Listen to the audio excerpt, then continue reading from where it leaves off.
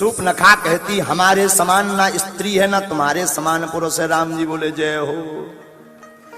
राम जी बोले तुम आई क्यों हमारे पास? सूर्पनखा बोली ब्याह के लाना है।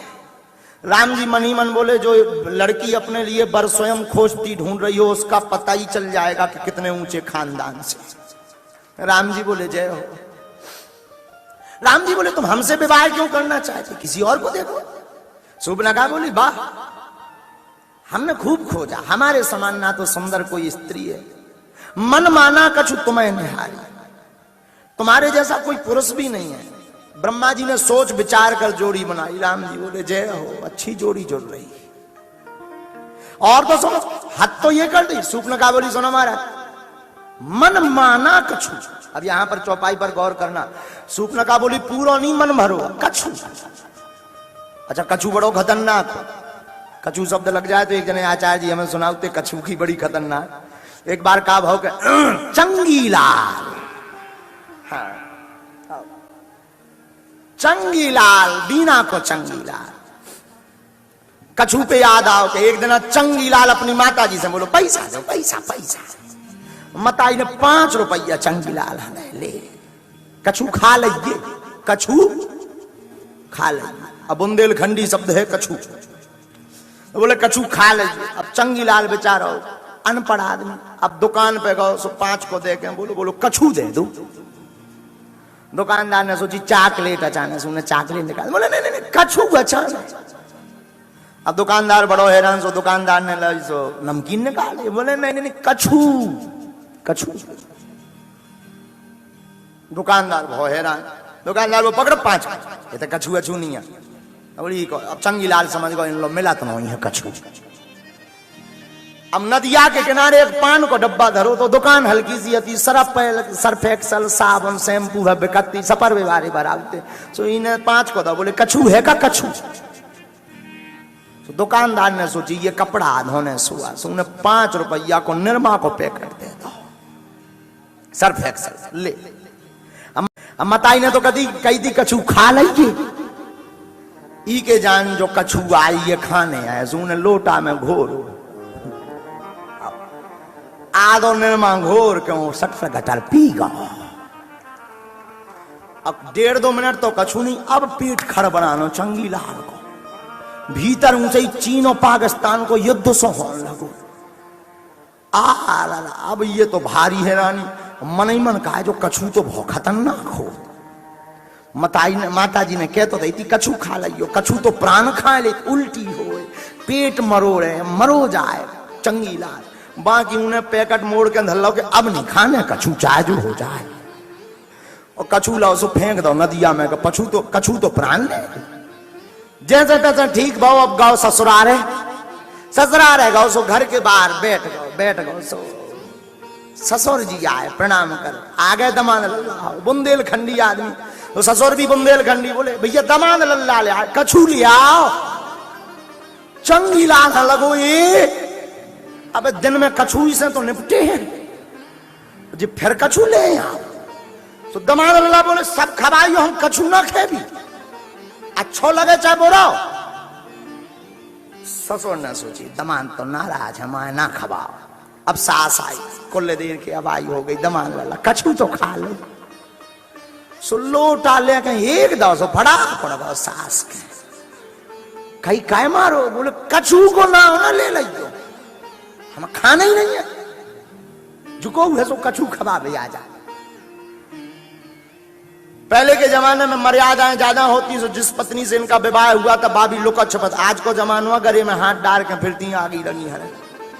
पहले के जमाने में इतनी मर्यादा होती, बाप मताई के सामू लड़का बाहर ना खिला ना पाते। आज भी हमें उम्र हमारी 25-26 साल हो गई, खूब बड़े बड़े हमारे चेला हैं, 80-80 साल के चेला हैं, उन पे हम बेटा कही। और आज भी हमारे पिताजी आ जाते तो हम, अच्छा देखो बाप का मतलब ही है जिसके सामने मुंह बंद हो जाए वही बाप। हाँ जैसे ये ऐसा समझो, तुम कहो माँ कहते हो तो मुंह खुल जाता है माँ। अब कहो बाप कहो सो मुंह बंद हो जाए।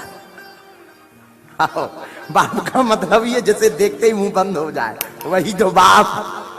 नहीं कह के देख लो, ट्राई कर लो, कचूजन ने तो करा लो।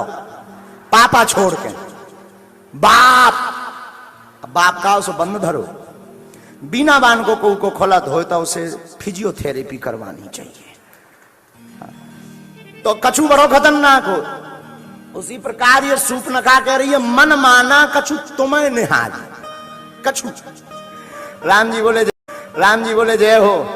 अच्छा, रामायण में भी गोस्वामी जी ने बुंदेलखंडी शब्दों का उपयोग किया है। कछु बुंदेली शब्द है। रामायण कहती है मन माना कछु तुम्हें निहाल। बोले कुछ तुमको देख करके हमारा मन हुआ कि ब्याह कर लो जाओ। राम जी मन ही मन बोले जय हो देवी जी। बोले क्यों?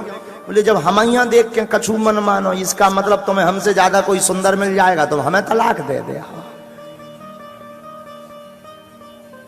अब राम जी कुछ नहीं बोले, राम जी चुप, राम जी शांत, राम जी ने कुछ नहीं कहा।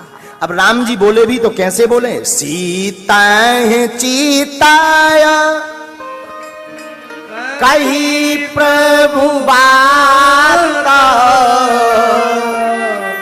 राम जी से सूर्पनखा है।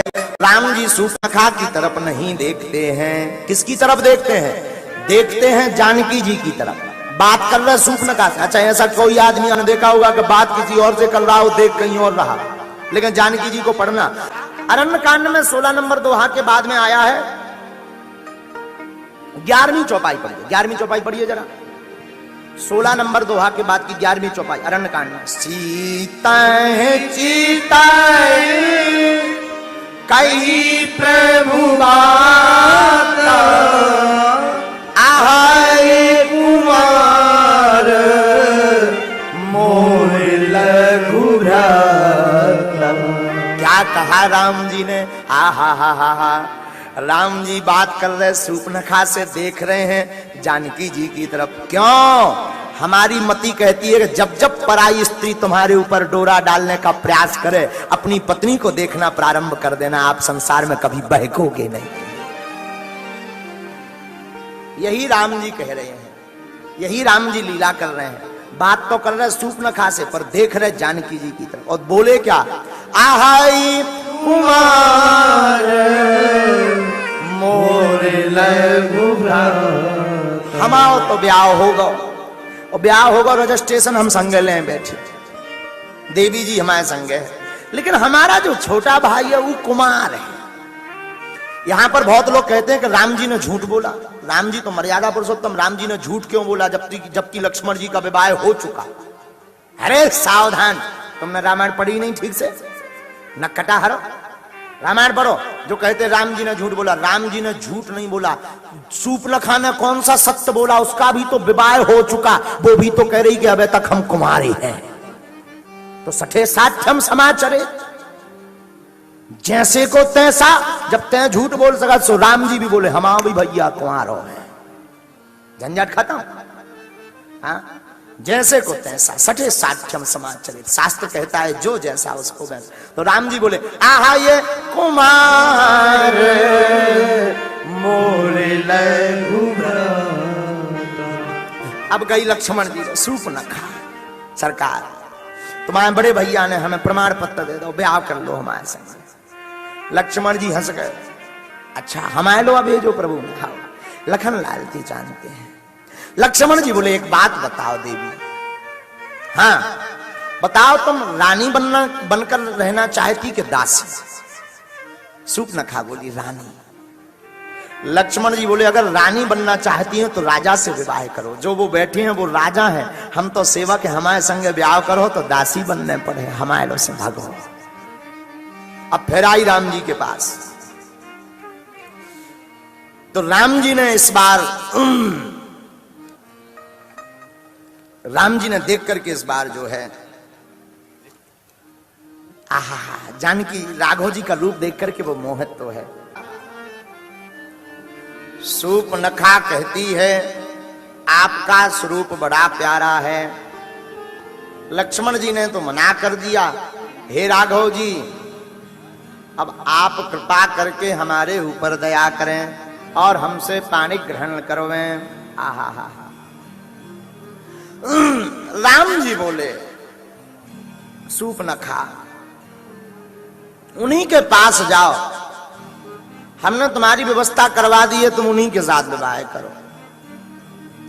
जब दोबारा सूर्पनखा लक्ष्मण जी के पास गई तो राम जी समझ गए, लक्ष्मण जी समझ गए कि अब राम जी कुछ लीला करना चाहते हैं। तो लक्ष्मण अति लाघव सुनाक कान बिनु कीन, ताके कर रावण कहो मनो चुनौती दीन। लक्ष्मण जी ने तरकस निकाल करके सूर्पनखा की नाक कान झटक कर दे। बोलो सीताराम।